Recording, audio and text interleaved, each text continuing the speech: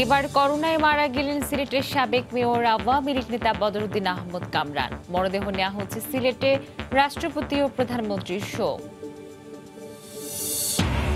চট্টগ্রামে করোনা আক্রান্ত রোগীদের জন্য চালু হচ্ছে 350 শয্যার 2টি আইসোলেশন সেন্টার।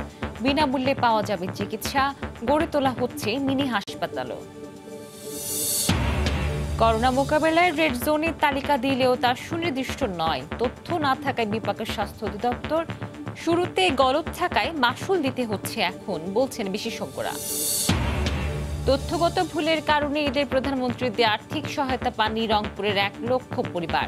পেয়েছেন বিত্তশালী সহ একই পরিবারের একাধিক ব্যক্তি।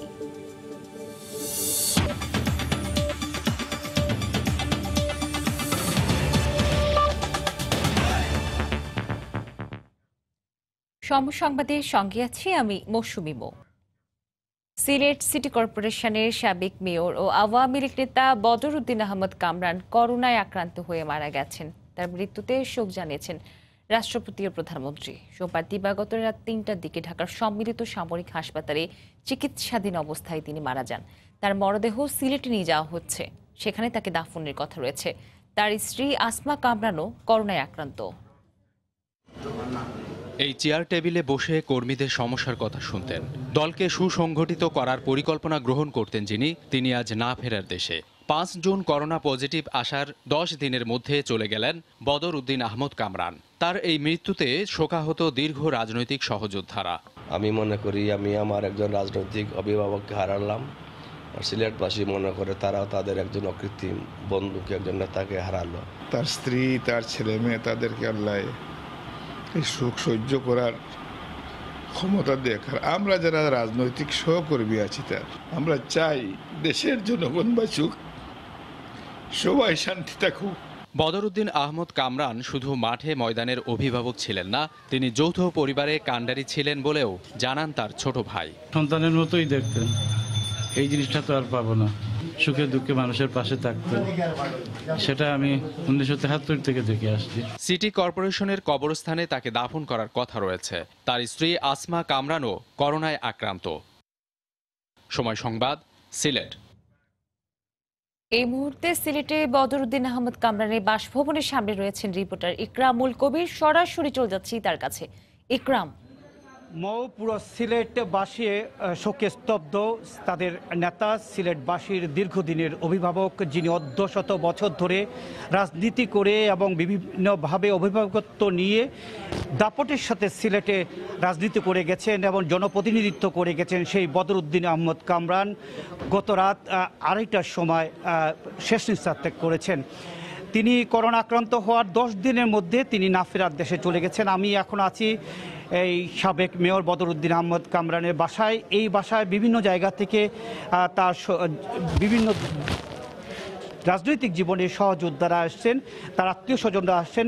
বলে রাখা প্রয়োজন, এই বাড়ির দোতলাই তার সহধর্মিণী আসমা কামরান, যিনি মহানগর মহিলা লীগের সাধারণ সম্পাদক, তিনিও করোনা আক্রান্ত এবং প্রথমে আক্রান্ত হয়েছিলেন 26 মে তার সহধর্মিণী, এবং তিনি 5 এপ্রিল তার পজিটিভ ফলাফল আসে এবং 6 তারিখ তিনি ভর্তি হন শহীদ ডাক্তার শামসুদ্দিন হাসপাতালের করোনা আইসোলেশন সেন্টারে। সেখান থেকে শরীর খারাপ হয়ে পড়লে 7 তারিখ তাকে এয়ার অ্যাম্বুলেন্সে করে ঢাকায় নিয়ে যাওয়া হয় এবং 9 তারিখে তাকে প্লাজমা থেরাপি দেওয়া হয়। পরবর্তীতে আমরা গতকালকে পর্যন্ত খবর পেয়েছিলাম, গতকালকে পর্যন্ত প্রায় সুস্থ হয়ে উঠেছিলেন। তিনি নিজে খাবার গ্রহণ করেছিলেন হাত দিয়ে, কিন্তু রাতে ওনার বুকে ব্যথা ওঠার পর তারপর রাতে মারা যায়। এখন আমরা এখানে সবাই অপেক্ষা করছেন তার লাশ সড়ক পথে সিলেটে আসবে বা 11:30-12টার দিকে। এখানে সব প্রস্তুতি ইতিমধ্যে সম্পন্ন করা হয়েছে। সিলেট সিটি কর্পোরেশনের যে গোরস্থান, মানিকপীর গোরস্থানে তাকে দাফন করা হবে। দাফনের সময় এখনও নির্ধারণ করা হয়নি, তবে যতটুকু আমরা এখানে আলাপ আলোচনা হচ্ছে, জোহরের পরে ওনার লাশ দাফনের একটি সম্ভাবনা রয়েছে। দীর্ঘ রাজনীতি 1972 সালে সিলেট পৌরসভার তৎকালীন সিলেট পৌরসভার কমিশনার হিসেবে নির্বাচিত হন। তখন তিনি উচ্চ মাধ্যমিক শ্রেণীর শিক্ষার্থী ছিলেন। তারপরে তিনি দীর্ঘ 2 টার্ম সিলেট সিটি কর্পোরেশনের প্রতিষ্ঠাতা মেয়র এবং পরপর দুবার তিনি 2013 সাল পর্যন্ত মেয়রের দায়িত্ব পালন করেন। তিনি শুধু একাধারে রাজনীতিবিদ নয়, তিনি সিলেট নগরীর একজন অভিভাবক হিসাবে সব জায়গায় সব দায়িত্ব তিনি পালন করেছেন। বড় বড় সমস্যাগুলো, বিশেষ করে বিভাগ আন্দোলন, গ্যাস নিয়ে যে আন্দোলন কিংবা আরও বড় বড় যে আন্দোলনগুলো, সেই আন্দোলনগুলোর নেতৃত্বে আমরা অগ্রভাগে দেখেছিলাম এই বদরউদ্দিন আহমদ কামরানকে। তার দীর্ঘ রাজনীতির জীবন, দীর্ঘ জনপ্রতিনিধিত্বশীল জীবনের অনেক চড়াই উত্তরায় রয়েছে, অনেক সুন্দর সুন্দর সময়গুলো পার করেছেন তিনি।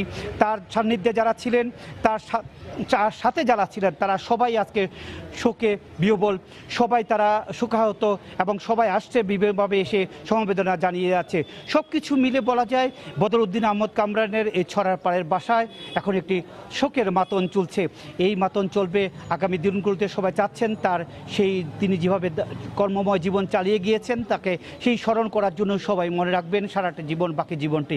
এ ছিল বদরউদ্দিন আহমদ কামরানের না ফেরার দেশে যাওয়ার সর্বশেষ খবর। সিলেট সিটি কর্পোরেশনের সাবেক মেয়র বদরউদ্দিন আহমদ কামরানের মরদেহ নিয়ে যাওয়া হচ্ছে সিলেটে। সেখানে তার বাসভবনে নেওয়া হচ্ছে দাফনের প্রস্তুতি। সেই খবরই জানাচ্ছিলেন সহকর্মী ইকরামুল কবির। চট্টগ্রামে করোনা আক্রান্ত রোগীদের জন্য চালু হতে যাচ্ছে 350 শয্যা 2টি আইসোলেশন সেন্টার। এর মধ্যে তরুণ রাজনৈতিক কর্মীদের উদ্যোগে 100 ও সিটি কর্পোরেশন 250 শয্যা সেন্টারে বিনামূল্যে পাওয়া যাবে চিকিৎসা সেবা। শুধু আইসোলেশন সেন্টার নয়, ব্যক্তিগত উদ্যোগে গড়ে তোলা হচ্ছে মিনি হাসপাতালও। আশরাফুল আলম মামুনের ক্যামেরা বিস্তারিত জানাচ্ছেন পার্থপ্রতিম বিশ্বাস। চট্টগ্রামে করোনা আক্রান্ত রোগীর সংখ্যা 4000 পার হয়েছে। করোনায় আক্রান্ত হয়ে মারা গেছে 100 জনের বেশি। সেই সাথে চিকিৎসা না পেয়ে প্রতিদিনই বাড়ছে রোগী মৃত্যুর অভিযোগ। এমন একটি কঠিন সময়ে নগরীর চাঁদগাঁও এলাকায় ব্যক্তিগত উদ্যোগে মিনি হাসপাতাল গড়ে তুলে মানুষের সহায়তায় এগিয়ে এসেছেন এক তরুণ ব্যবসায়ী। হামিদচর এলাকার পিছিয়ে পড়া জনগোষ্ঠীর জন্য 5 শয্যার এই হাসপাতালটি গড়ে তোলা হয়েছে। অক্সিজেনের অভাবে আমি ওটা শুনতে চাচ্ছি না যে আমাদের এলাকার মানুষজনদের অক্সিজেনের অভাবে মারা গেল। কিছু রাজনৈতিক তরুণদের যৌথ প্রচেষ্টায় নগরীর হালিশহর এলাকায় কমিটি সেন্টারে গড়ে তোলা হচ্ছে 100 শয্যার করোনা আইসোলেশন সেন্টার। দ্রুতগতিতে এগিয়ে চলেছে নির্মাণ কাজ। এখানে অক্সিজেন সুবিধা সহ সার্বক্ষণিক চিকিৎসা সেবা দেওয়া হবে করোনা আক্রান্ত রোগীদের। মানুষকে যদি আমরা আইসোলেটেড করতে পারি তাহলে এই বিষয়টি যে করোনাটা আর সংক্রমণটা অনেকটা রোধ করা যাবে। যারা পরিবারের বৃদ্ধ মা বাবা আছেন, ছোট বাচ্চারা আছেন, তাদেরকে আইসোলেট করে তাদের আলাদা থাকার জন্য যাদের প্রয়োজন আমরা মূলত তাদের জন্যই আইসোলেশন সেন্টারটা। অন্যদিকে করোনা আক্রান্ত রোগীদের সেবা দিতে সিটি কর্পোরেশনের অর্থায়নে আগ্রাবাদ অ্যাক্সেস রোড এলাকার সিটি হলে গড়ে তোলা হচ্ছে 250 শয্যার আইসোলেশন সেন্টার। যারা পজিটিভ মাইল্ড মডার্ন যারা ওনাদেরকে ভর্তি করা এবং ওনাদের চিকিৎসার জন্য যেটা সর্বোচ্চ যে সেবা চিকিৎসা সেটা আমরা নিশ্চিত করবো ইনশাআল্লাহ চট্টগ্রাম সিটি ঘাটে। এর আগে সরকারিভাবে বন্দরনগরীতে কোনো আইসোলেশন সেন্টার করা হয়নি। কিছু স্বপ্নবাজ তরুণ ও ব্যক্তিবিশেষের বিশেষ উদ্যোগে চট্টগ্রামে যে আইসোলেশন সেন্টারগুলো নির্মিত হচ্ছে, সেই সেন্টারগুলো যদি কাজ শুরু করতে পারে সেক্ষেত্রে চট্টগ্রামবাসীর মধ্যে কিছুটা হলেও স্বস্তি ফিরে আসবে বলে মনে করেন সংশ্লিষ্টরা। আগ্রাবাদের করোনা আইসোলেশন সেন্টার থেকে পার্থপ্রতিম বিশ্বাস, সময় সংবাদ। করোনা মোকাবেলায় রেড জোনের তালিকা দিলেও তা একেবারে সুনির্দিষ্ট করে দিতে পারেনি স্বাস্থ্য অধিদপ্তর। আইডিসিআর বলছে করোনা শনাক্তদের পুরো তথ্য না থাকায় জোন ভিত্তিক লকডাউনে ছক সাজাতে বিপাকে পড়েছে স্বাস্থ্য অধিদপ্তর। আর এজন্য পরীক্ষা কেন্দ্র ও বুথ থেকে সঠিক তথ্য না নেওয়ার অভিযোগ প্রতিষ্ঠানটির। যদিও সংগ্রহকারী বুথ থেকে শুরুতে বলা হচ্ছিল এই অসঙ্গতি নিয়ে, তখন তা আমলে নেয়নি তারা। বিশেষজ্ঞরা বলছেন শুরু থেকে গলদ ছিল পুরো পরিকল্পনায়, তার মাসুল দিতে হচ্ছে এখন। রাশেদ তিমনের রিপোর্ট। অনেক রোগীকে আমরা ট্রেস করতে পারতেছি না। কিছু রোগী এখানে নাম্বারে আমরা ফোন করে দেখা যায় যে ওই নাম্বার আর ইউজ হচ্ছে না অথবা রং নাম্বার আছে। আমরা এখানে কোনো পুরোপুরি ঠিকানাও নিচ্ছি না, ফলে আমরা রোগীকে ট্রেস করতে পারতেছি না। 16 এপ্রিল 2020 এক ভিডিও বার্তায় সোহরাওয়ার্দী হাসপাতালের ফিভার ক্লিনিকের প্রধান জানিয়েছিলেন করোনা পরীক্ষা করতে এসে সঠিক ঠিকানা দিচ্ছেন না অনেকেই। এক্ষেত্রে এনআইডি নম্বর বাধ্যতামূলক করতে কর্তৃপক্ষের দৃষ্টি আকর্ষণ করেন তিনি। সেই কথা শোনেননি কেউ। তারই মাসুল গুনতে হচ্ছে 1.5 মাস পরে। রোববার ঢাকার উত্তর সিটি কর্পোরেশনের 17টি, দক্ষিণের 27টি ও চট্টগ্রামের 11টি এলাকা রেড জোন হিসেবে চিহ্নিত করে স্বাস্থ্য অধিদপ্তর। তবে মোটা দাগে এলাকার নাম নির্দেশ করলেও এলাকা ভিত্তিক অর্থাৎ মিরপুর কত নম্বর কিংবা উত্তরের কোন কোন সেক্টর তা সুনির্দিষ্ট করতে পারেনি অধিদপ্তর। আইডিসিআর বলছে, জোন ভিত্তিক লকডাউন বাস্তবায়ন করতে এসে সামনে এসেছে নানা অসঙ্গতি। ভুল কিংবা আংশিক ঠিকানা, মোবাইল নম্বরে গোজামিল সহ নানা বিড়ম্বনায় তারা। প্রতিষ্ঠানটি বলছে, সঠিক ঠিকানা পেতে আবারও যোগাযোগ করা হচ্ছে আক্রান্তদের সঙ্গে, তাই বিলম্ব হচ্ছে ছক কষতে। মিরপুর লেখা আছে কিন্তু এটা মিরপুর 1 না মিরপুর 14, সেটা আমাদের ডিফারেন্সিয়েট করা খুবই প্রয়োজন যদি আমরা একদম স্পেসিফিক জোনটা চিহ্নিত করতে চাই। সেই জায়গাটা আমাদের কিছুটা আমরা আরেকটু তথ্য সংগ্রহ করছি আমরা। জনস্বাস্থ্যের ভাষায় এ ধরনের তথ্যকে প্যাসিভ ডাটা বলছেন বিশেষজ্ঞরা। তাদের মতে, অ্যাক্টিভ ডাটা কিংবা অধিদপ্তরের নিজস্ব ডাটা ছাড়া এই জোন পদ্ধতি বিজ্ঞান ভিত্তিক হবে না। সত্যিকার অর্থে লকডাউনকে ইফেক্টিভ করতে হবে, ওটার জন্য একটা অ্যাক্টিভ ডেটার উপর ভিত্তি করে যদি জোনিং করা যেত তাহলে যেরকম সুফল পাওয়া যেত। বর্তমানে ডিজি হেলথের ডাটা নিয়ে যদি আমরা জোনিং করি সেই সুফল পাওয়ার সম্ভাবনা কম। রেড জোনের তালিকা প্রকাশ করা হলেও গ্রিন কিংবা ইয়েলো জোনের কোনো তথ্য দেয়নি স্বাস্থ্য অধিদপ্তর। রাশেদ লিমন, সময় সংবাদ, ঢাকা। বিশেষ নিরাপত্তা বাহিনী বা স্পেশাল সিকিউরিটি ফোর্স এসএসএফ এর 34তম প্রতিষ্ঠা বার্ষিকী উপলক্ষে গণভবনে ভিডিও কনফারেন্সে বক্তব্য রাখছেন প্রধানমন্ত্রী শেখ হাসিনা। সরাসরি চলে যাচ্ছি সেখানে। আমি শ্রদ্ধাভরে স্মরণ করি 15ই আগস্ট ঘাতকের নির্মম বুলেটের আঘাতে শাহাদত বরণকারী আমার মা বেগম ফজিলাতুন্নেসা মুজিব এবং আমার ভাই কামাল জামাল রাসেল এবং তাদের নবপরিণীত বধূ সুলতানা এবং রোজি সহ যারা সেদিন শাহাদাত বরণ করেছেন। আমি শ্রদ্ধা জানাই আমার বাবা, সেই সময় বাংলাদেশের রাষ্ট্রপতি, জাতিপিতা বঙ্গবন্ধু শেখ মুজিবুর রহমানের সামরিক সচিব কর্নেল জামিল, যিনি ব্রিগেডিয়ার পদে পদোন্নতি পেয়েছেন কিন্তু তখন কার্যকর হয়নি, কিন্তু আমরা এসে পরে সেটা করে দিয়েছি। কাজে ব্রিগেডিয়ার জামিল তিনি যখন শুনলেন যে ওই বাড়ি আক্রমণ হয়েছে তিনি ছুটে এসেছিলেন, কিন্তু তাকেও ঘাতকের দল নির্মমভাবে হত্যা করে।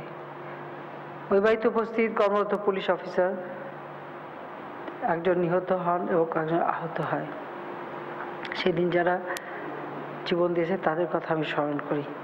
এবং এই গোলার আঘাতে মোহাম্মদপুরে কয়েকটি বাড়ি, সেখানেও বেশ প্রায় 11 জন মানুষ একটা পরিবারে মারা যায়, আর একটি পরিবারে আরও কয়েকজন, এরকম 17 জন মানুষ মারা যায়।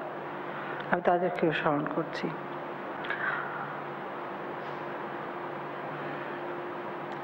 আজকে জাতির পিতা আমাদের মাঝে নেই। তিনি দেশটা স্বাধীন করেছিলেন একটা স্বপ্ন নিয়ে, আকাঙ্ক্ষা নিয়ে, একটা লক্ষ্য স্থির করে। বাঙালি জাতি সবসময় শোষিত ছিল, বঞ্চিত ছিল। বাংলাদেশের মানুষ যখন এই স্বাধীনতার জন্য সংগ্রাম শুরু করেন তখন সব দিক থেকেই তারা বঞ্চিত।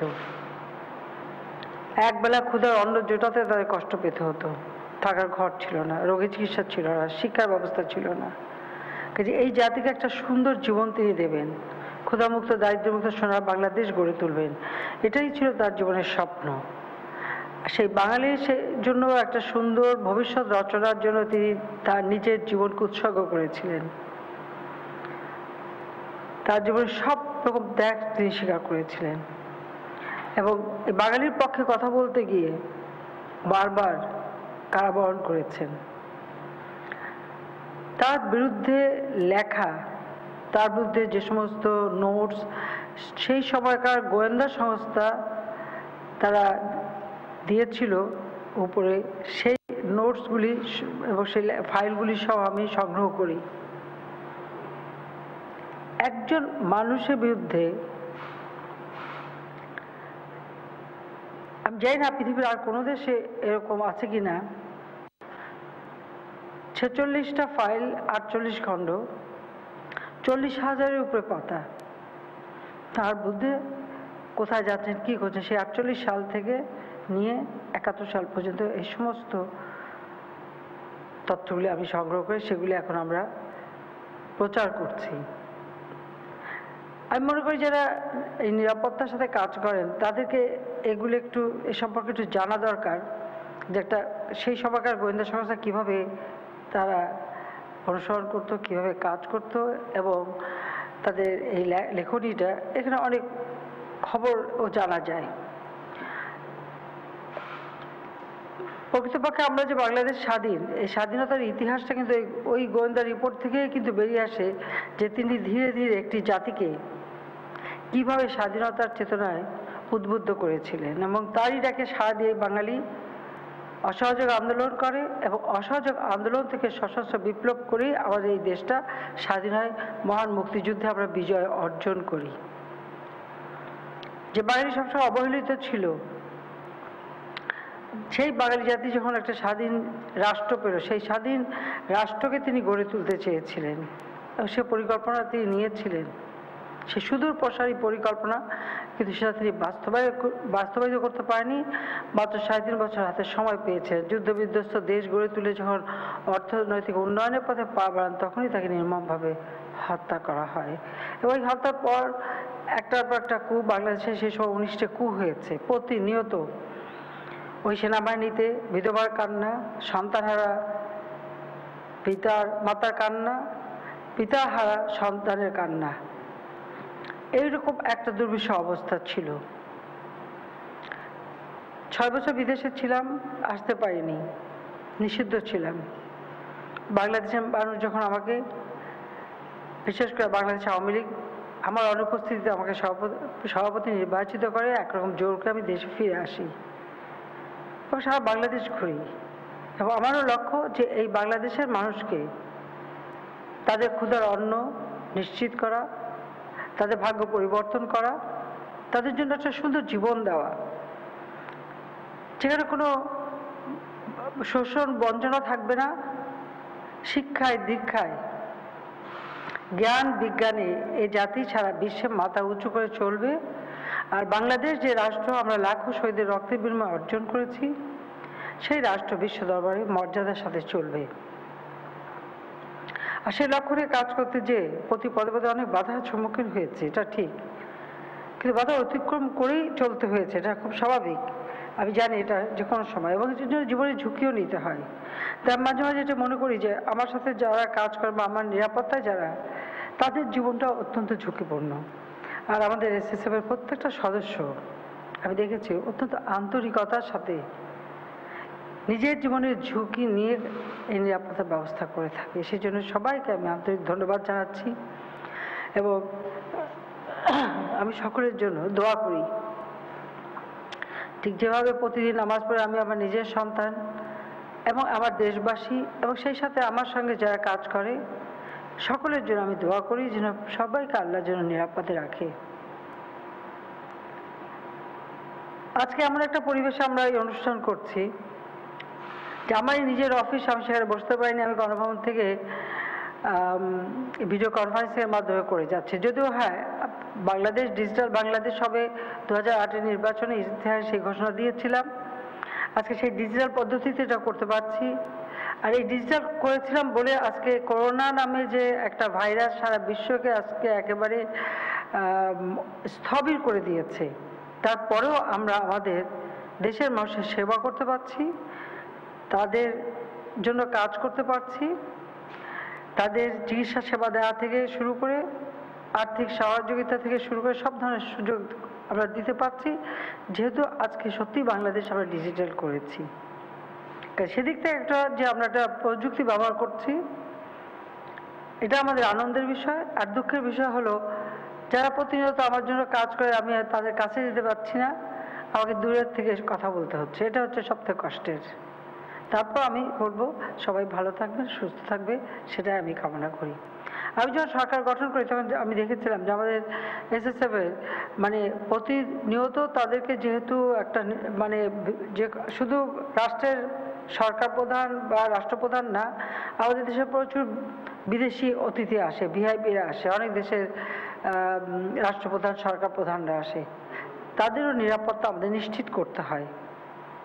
এই জন্য সব ধরনের প্রস্তুতি আমাদের দরকার।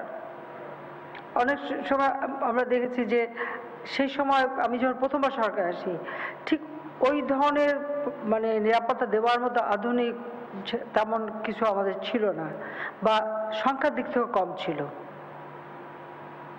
তার উপর এতে বসবাসের জন্য কোনো সুনির্দিষ্ট সুরক্ষিত জায়গাও ছিল না। অনেক সময় অনেকেই সমস্যার সম্মুখীন হতে হয়েছিল, যে জন্য আমি সেই সময় প্রথম যে ফায়ারিংয়ে প্র্যাকটিস করার জন্য প্রথম 96 সালেই প্রথম, এখন যেটা আছে ওটা আমার সেই সময় করে দেওয়া, এখন আমরা আরও আধুনিক করে দিচ্ছি। পাশাপাশি বিশ্ব এগিয়ে যাচ্ছে, ক্রাইমের ধরনটাও বদলে যাচ্ছে। হয়তো আগে এক ধরনের হতো, এখন অন্যভাবে হয়। কাজে প্রতিনিয়ত কিন্তু আমরা এটা দেখতে পাই যে যত প্রযুক্তি ব্যবহার হচ্ছে, সেই প্রযুক্তি যখন ভালো কাজে ব্যবহার হয়, আবার মন্দ কাজেও ব্যবহার হয়।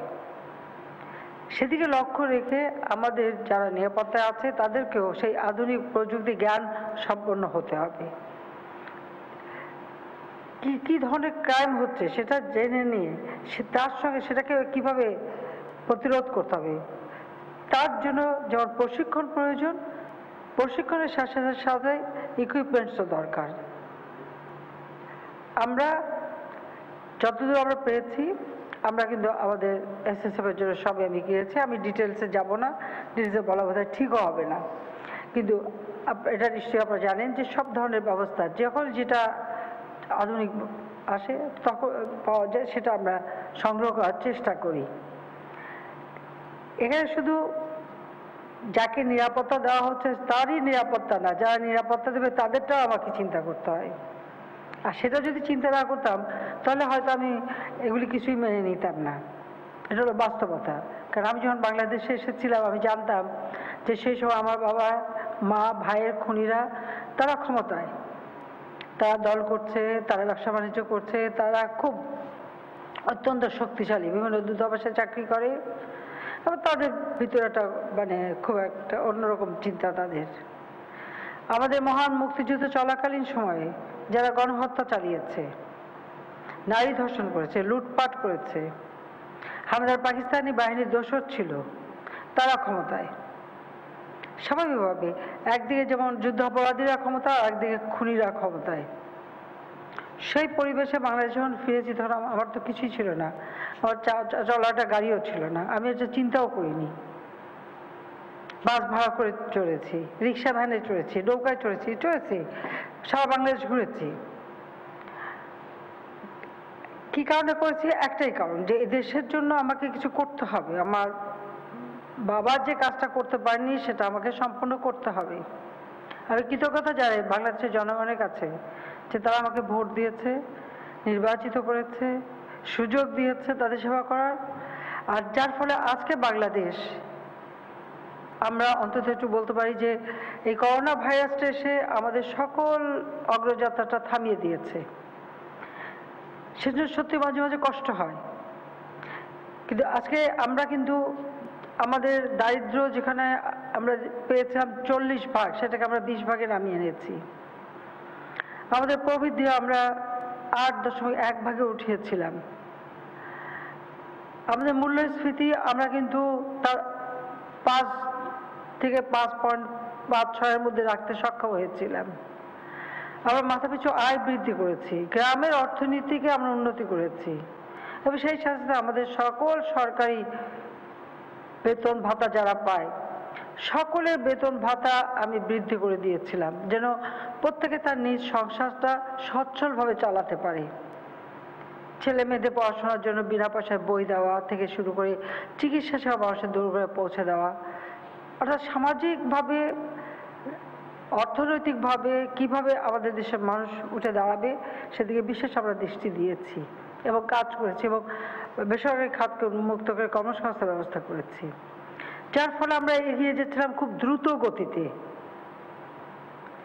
2020 আমাদের জন্য অত্যন্ত গুরুত্বপূর্ণ একটা বছর। জাতির পিতা বঙ্গবন্ধু শেখ মুজিবুর রহমানের জন্ম শতবার্ষিকী। এই জন্ম শতবার্ষিকী উদযাপনের ক্ষেত্রে আমরা ব্যাপক কর্মসূচি নিয়েছি। আমরা দেশে বিদেশে এই কর্মসূচি নেওয়া হয়েছিল, এবং ইউনেস্কো তারা আমাদের সঙ্গে একই সাথে জাতির পিতার জন্মশতবার্ষিকী উদযাপন করবে সেই সিদ্ধান্ত তারা নেয়। কারণ আমরা জাতিসংঘের স্বীকৃতি পেয়েছি, জাতির পিতার এই অবদান তারা স্বীকৃতি দিয়েছেন। 7ই মার্চের ভাষণ আজকে আন্তর্জাতিক প্রামাণ্য দলিলে স্থান পেয়েছে, যে এই ভাষণ এদেশে একটা জাতিকে উদ্বুদ্ধ করেছে স্বাধীনতার চেতনায়। 2500 বছরের ভাষণের মধ্যে এই ভাষণটি অন্যতম শ্রেষ্ঠ ভাষণ হিসেবে স্বীকৃতি পেয়েছে। কাজে আজকে যেই জাতির পিতার জন্মশতবার্ষিকী উদযাপন করবার যে ব্যাপক কর্মসূচি আমরা নিয়েছি, কিন্তু সেটা আমরা সেভাবে করতে পারলাম না। কারণ এই করোনা ভাইরাস, এই একটা ভাইরাস যেটা সারা পৃথিবী, যত শক্তিধর দেশ হোক, কত শক্তিধর দেশ তারা কথায় কথায় বম্বিং করতো বা গুলি করতো, মারতো। আজকে করোনা ভাইরাসের বিরুদ্ধে একবারও বম্বিং করতেও পারে না, গুলি করতে পারে না, মারতে পারে না, কিছু করতে পারে না, তারাও স্থবির। শক্তিশালী দেশ অর্থনৈতিকভাবে, তাদের অর্থ সম্পদ বিশ্বে তারা কোথায় আছে? আজকে কোথায় সেই ধনী দেশ? তাদের অর্থ সম্পদ কোনো কাজে লাগছে না, কারণ করোনা ভাইরাস। আজকে এই একটা ভাইরাস যাকে দেখা যাচ্ছে না, অদৃশ্য একটা শক্তি, জানি না আল্লাহ রাব্বুল আলামিনের কি খেলা। সেই অদৃশ্য শক্তির ভয়ে আজকে সারা বিশ্ব স্থবির, সারা বিশ্ব স্তম্ভিত। তার সাথে আছে যোগ হয়েছে মৃত্যু। যদিও রোগের সঙ্গে আরো অনেক বেশি মানুষের মৃত্যু হয়। আমাদের দেশে ঘনবসতিপূর্ণ একটি দেশ, সেটা নানা গাড়ি অ্যাক্সিডেন্ট থেকে শুরু করে বিভিন্ন রোগে মানুষ অনেক মারা যায়। কিন্তু করোনা ভাইরাসের ভয়, ভীতি এবং মৃত্যু সমস্ত বিশ্ব তাদের সব শক্তিকে যেন একেবারে স্থবির করে দিয়েছে। সেই একটা পরিবেশে আজকে আমরা এখানে জন্মশতবার্ষিকী অনেক অনুষ্ঠান আমরা ডিজিটাল পদ্ধতিতেই করেছি, যেখানে লোক সমাগম যেন কম হয়। পাশাপাশি আমাদের অন্যান্য অনুষ্ঠানও, কারণ একদিকে মানুষকে বাঁচানো, আবার মানুষের খাবারের ব্যবস্থা, চিকিৎসার ব্যবস্থা, শিক্ষার ব্যবস্থা, সেগুলিও যাতে ঠিক থাকে, চলমান থাকে, সেদিকেও আমরা বিশেষভাবে লক্ষ্য রাখছি। সেদিকে লক্ষ্য রেখেও আমরা বিভিন্ন কর্মসূচি করে যাচ্ছি। তারপরে আমি বলবো যে আমি বারবার মানুষের মাঝে যাই এই কারণে, আজকে ডিজিটাল পদ্ধতি আছে বলে আমি যেতে পারছি, কথা বলতে পারছি। আমি চাই আমাদের মানুষের ভিতরে যেন একটা আস্থা থাকে, বিশ্বাস থাকে। সেই বিশ্বাস, আস্থাটা ধরে রাখতে হবে, কারণ আমরা হার মানবো না। মৃত্যু তো হবে, মৃত্যু যে কোনো মুহূর্তে যে কোনো কারণে হতে পারে, কিন্তু তার জন্য মৃত্যু ভীতু হয়ে হার মানতে হবে এই ধরনের একটা অদৃশ্য শক্তির কাছে, এটা তো না। সেজন্য আমাদেরও সেইভাবে প্রচেষ্টা চালাতে হবে। এবং আমি দেশবাসীকে সেটাই বলবো যে স্বাস্থ্য সুরক্ষার জন্য যা যা নির্দেশনা, সেগুলি মেনে চলে নিজের জীবনকে চালাতে হবে। কিন্তু আবার নিজেকে সুরক্ষিত রাখা মানে অপরকেও সুরক্ষিত রাখা, সেটাও মাথায় রাখতে হবে। সেটা যেন সবাই করে। আমি এসএসএফের সকল সদস্যকে আমি আন্তরিক ধন্যবাদ জানাই। এই বাহিনীতে আমাদের সেনাবাহিনী, নৌবাহিনী, বিমান বাহিনী, আমাদের পুলিশ বাহিনী এবং আমাদের আনসার বিডিবি সকলের মিলিত একটি সংগঠন। যেহেতু সকলের মিলিত একটা সংগঠন, এখানে একে অপরকে জানার সুযোগ আছে, বোঝার সুযোগ আছে, কাজ করার সুযোগ আছে। এটা একটা চমৎকার আমি মনে করি কম্বিনেশন। কাজে সকলকে আমি আমার আন্তরিক অভিনন্দন জানাই, ধন্যবাদ জানাই। এবং আমি আবারও বলবো যে আমার জন্য, যেমন আমি তুমি করেই বলছি, কারণ তোমরা তো এখন আমার বলতে গেলে নাতির বয়সী, আসলে আমার নাতির বয়সী সবাই বলতে হবে, বা আমার ছেলের বয়সী। এখানে আমার ছেলের বয়সী আছো, নাতির বয়সী আছো। কাজে আমি এটুকু বলবো যে তোমরা যেমন আমার নিরাপত্তার জন্য চিন্তা করো, আমি কিন্তু তোমাদের নিরাপত্তার জন্য সবসময় চিন্তা করি। তোমরা সুরক্ষিত থাকো, সেটাই আমি চাই, কারণ তোমাদের জীবনের মূল্যটা অনেক বেশি। আমরা তো বৃদ্ধ হয়ে গেছি, আজ আর কাল মৃত্যু প্রহার করার সময় এসে গেছে, কিন্তু তোমাদের তো ভবিষ্যৎ আছে। কাজে তোমরা নিরাপদ থাকো, সেটা আমার সব সময় আমার চিন্তা, যে আমি আল্লাহ রাব্বুল আলামিনের কাছে দোয়া করি যে তোমরা যেভাবে আন্তরিকতার সাথে কাজ করো, আমাদের সকলের পরিবারের সদস্যরাও সকলের নিরাপত্তার জন্য আমরা তোমাদের আন্তরিকতায়, তোমাদের কর্মদক্ষতায় আমরা সত্যি মুগ্ধ।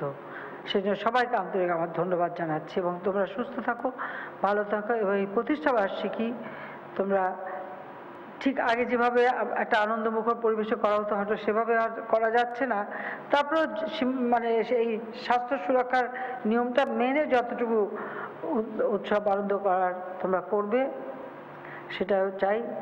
কারণ জীবন মৃত্যু খুব পাশাপাশি, আমরা একদিকে যেমন মৃত্যুর খবর পাই, আবার অন্যদিকে অন্য কর্মসূচিও করতে হয়, এটাই আমাদের জীবন। যেমন আজকেও গতকালকেও আমাদের একজন পার্টির সাবেক মেয়র সিলেটের মারা গেছে, কামরান। আমি তার আত্মার মাগফিরাত কামনা করি। দীর্ঘদিন কাজ করেছি এবং সেও কিন্তু জীবনে বেঁচেছে বারবার, তারপর 2বার গ্রেনেড হামলা হয়েছে। একবার গ্রেনেড হামলা আমাদের ইব্রাহিম নামে একজন পার্টির অফিস সেক্রেটারি সে মারা গেল, কামরানরা একবার বেঁচে গেল। তার ওই বেঁচে যাওয়াটা ছিল খুব মিরাকেল, অথচ করোনা ভাইরাসে তাকে মৃত্যুবরণ করতে হলো, এটা অত্যন্ত কষ্টের। গতকাল আমাদের আরও 2জন মারা গেলেন। এরকম চাই নাই, একের পর এক এই ধরনের সংবাদ আমাদের শুনতে হচ্ছে।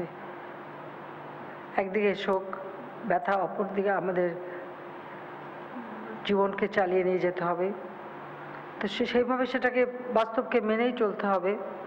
তো আজকে আমি এই প্রতিষ্ঠাবার্ষিকীতে আর এই দুঃখের কথা বলে তোমাদের কষ্ট দিয়ে চাই না।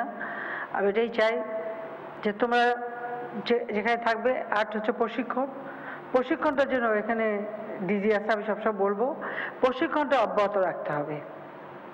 কারণ নিজেকে সুরক্ষিত করতে হলে অথবা যে ভিআইপিদের দিতে হবে সুরক্ষা, তার জন্য প্রশিক্ষণ সবসময় দরকার প্রতিনিয়ত। সেই জন্য আমি যতটুকু যা সম্ভব করে দিয়েছি যে তোমরা নিজেকে শারীরিকভাবে সুস্থ রাখা, ফিট রাখা এবং প্রশিক্ষণে অব্যাহত রাখা এবং আধুনিক প্রযুক্তি জ্ঞান সম্পন্ন একজন তৈরি হবে, সেটাই আমি আশা করি।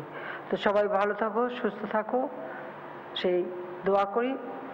আর প্রতিষ্ঠা বার্ষিকীর শুভেচ্ছা সবাইকে আবার আমি জানাচ্ছি। খোদা হাফেজ। জয় বাংলা, জয় বঙ্গবন্ধু, বাংলাদেশ চিরজীবী হোক। মানব ও অর্থ পাচারের অভিযোগে কুয়েতে গ্রেফতার বাংলাদেশি সংসদ সদস্য কাজী শহীদ পাপুলের বিরুদ্ধে কঠোর অবস্থানে কুয়েত সরকার। পাপুলকে জিজ্ঞাসাবাদে মানব পাচারের গুরুত্বপূর্ণ তথ্য বেরিয়ে এসেছে বলে জানিয়েছেন দেশটির উপপ্রধানমন্ত্রী আনাস আল সালেহ। রোববার আরব টাইমসের প্রতিবেদনে এমন তথ্য উঠে এসেছে, তবে এ বিষয়ে এখনো কিছু স্পষ্ট করেননি তিনি। এই ঘটনায় সরকারি কর্মকর্তা ও প্রভাবশালী যেই হোক না কেন তাদের বিচারের আওতায় আনার হুঁশিয়ারি দেন সালেহ। বাংলাদেশ এমপির সঙ্গে কুয়েতের যারা জড়িত তাদেরও নাম প্রকাশের দাবি জানিয়েছেন দেশটির সংসদ সদস্য আব্দুল আল করিম কান্দারি। গত 6 জুন গ্রেফতার হন লক্ষ্মীপুর 2 আসনের স্বতন্ত্র সংসদ সদস্য পাপুল। পরে তাকে 8 দিন রিমান্ডে নিয়ে জিজ্ঞাসাবাদ করে কুয়েতের পাবলিক প্রসিকিউশন বিভাগ। এই ছিল এখনকার মতো। যে কোনো খবর পেতে ভিজিট করুন সময়নিউজ.tv। আপনার মোবাইলে সময় সংবাদ দেখতে ও সব খবর পেতে ডাউনলোড করুন সময়। এছাড়া এই মাত্র পাওয়া খবর মোবাইল থেকে পেতে SMS করুন *BN লিখে পাঠিয়ে দিন 16242 নম্বরে। আর সঙ্গে থাকুন সময়।